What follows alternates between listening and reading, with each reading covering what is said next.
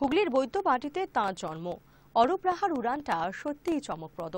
বায়ুসেনার প্রধান হচ্ছেন এই খবরে গর্বিত গ্রামবাসীরাও। অরূপের জন্ম 1954 সালের 26শে ডিসেম্বর।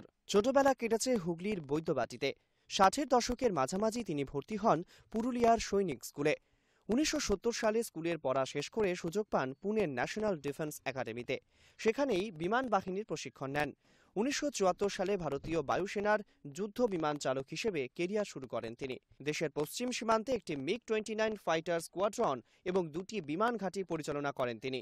39 বছর ধরে একাধিক গুরুত্বপূর্ণ পদের দায়িত্ব পালন করেন তিনি।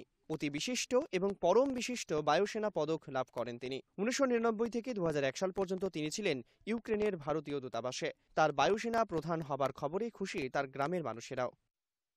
ভালো মানুষ, ভীষণ ভালো। ওনারা খুব ভালো, দাদা সবাই খুব ভালো লাগছে।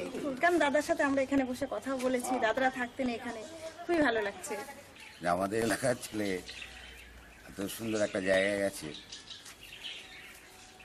ওনার বাবা ডাক্তার ছিলেন, ওনার এক ভাই ডাক্তার, পিজিতে পোস্টিং আছেন। ওনার এক দাদা ব্যাংক থেকে রিটায়ার করেন স্টেট ব্যাংকে, আর এক ভাই স্টেট ব্যাংকে চাকরি করেন। খুবই ভালো ফ্যামিলি।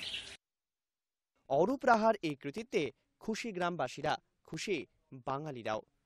বিধানচন্দ্র দেবনাথের report, hi news network, Hooghly.